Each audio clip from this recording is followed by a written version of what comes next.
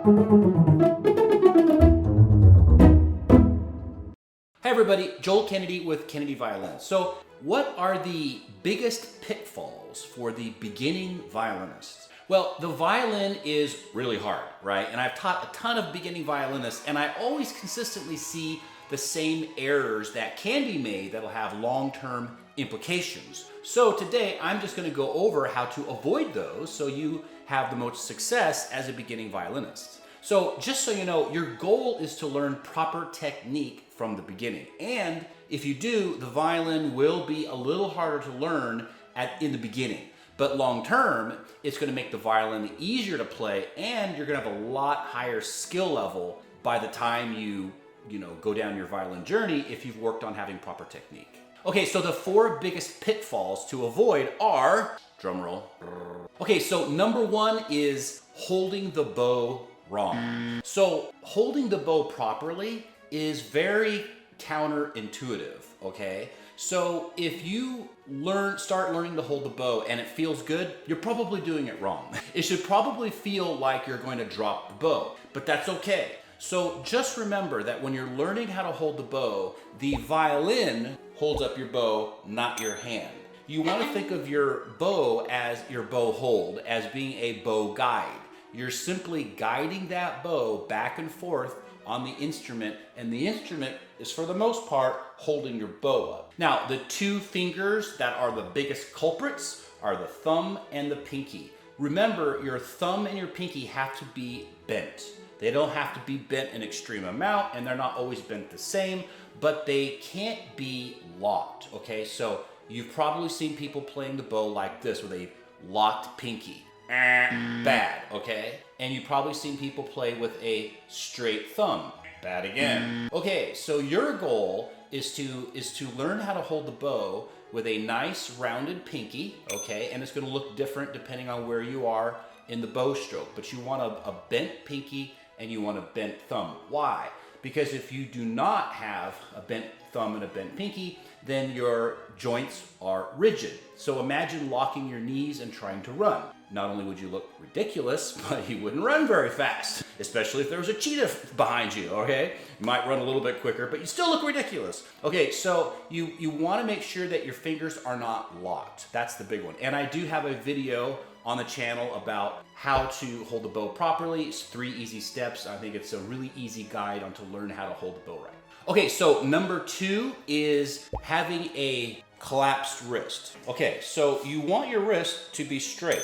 Now, how do you know how straight your wrist should be? Well, just drop your arm down like an elephant trunk and let it swing, and then have a look at your wrist, how it naturally wants to be just by gravity, and then put it up to your violin, and that's basically what you want your wrist to look like. It's especially important to remember that when you start shifting on the instrument, okay, like 2nd position, 3rd position, 4th position, you still want to keep that wrist nice and straight. So when you shift, don't lead with your palm and move your palm around like this. You actually want to keep it nice and relaxed, and you want to keep it in a straight position. A lot of beginning violinists will do this with their wrists, and it makes it very difficult for them to play in tune, and it causes a lot of other issues. So just keep your wrist nice and straight. Okay, so number 3 is you want to make sure to keep your thumb and your index finger together. Your thumb and your first finger, right? Keep those together on your violin, okay? They don't have to be perfectly opposite each other. Whoops, okay. They don't have to be perfectly opposite each other, but they do need to be opposite each other and in the same relationship. So when you move your hand around, especially when you start shifting, you want to make sure that, there we go.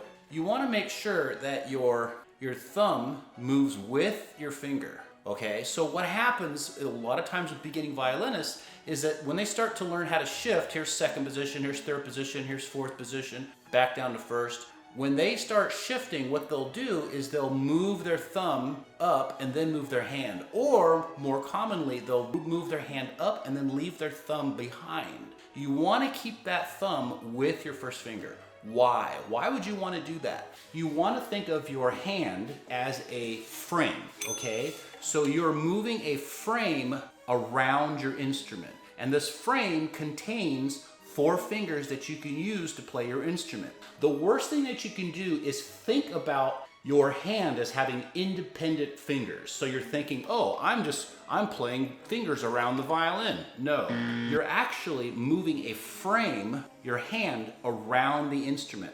This becomes particularly important when you start shifting your hand around. So if you think of a frame, here's your first position frame, your second position frame, your third position frame, your fourth position frame, your fifth position frame, okay? This is a frame and you're moving it around. So your hand learns to work within that frame, and that'll help you with your efficiency and your pitch. Okay, so the 4th thing on the list is probably the most important. In terms of if you can do it well, it'll have the biggest impact on your success or you reaching your goals as a violinist. And that is to practice properly. You want to practice with focus and intent. Now, you've probably heard practice makes perfect, right? But that's not correct. Practice makes permanent. So you should remember the phrase, don't practice until you can get something right. Practice until you can't get it wrong. I'll say that again. Don't practice something until you get it right. Practice something until you can't get it wrong. So what does that mean? Well, the human brain remembers what you do the most. So through repetition, that's how you will teach your mind to be able to repeat tasks the way that you want them to. So you want to make sure that what you do the most is the correct thing, right? So if you have a passage and you want to play it a certain way, you want to pick a speed that's not too fast. You want to pick a speed that enables you to play it correctly. And then you want to play it correctly a whole bunch of times, right? So there's a common rule of thumb is like the 10 times rule. Be able to play something 10 times in a row without making a mistake. Then speed it up, play it another 10 times in a row without making a mistake. Why? Because if you can play it correctly that many times in a row, you're teaching your mind to do it correctly, and it will remember that. In fact, it'll remember it so well that if you do a really good job, you'll be practicing until you can't get it wrong. Whereas a lot of people, and this is a huge trap, the trap that they fall into is that they'll play something wrong over and over and over again. They'll finally get it right and they go, yay, I did it! Where's my award, Dad? But the award that you're gonna have is that your brain is gonna remember all the times that you did it wrong, and it's probably not gonna remember the time that you got it right. So don't practice something until you get it right. Practice something until you can't get it wrong. So one of the best things that you can do as a beginning violinist is to get a teacher, okay? But even if you have a teacher or you're just practicing by yourself, remember, regardless, you are the most important teacher. You are the teacher who's teaching you most of the time.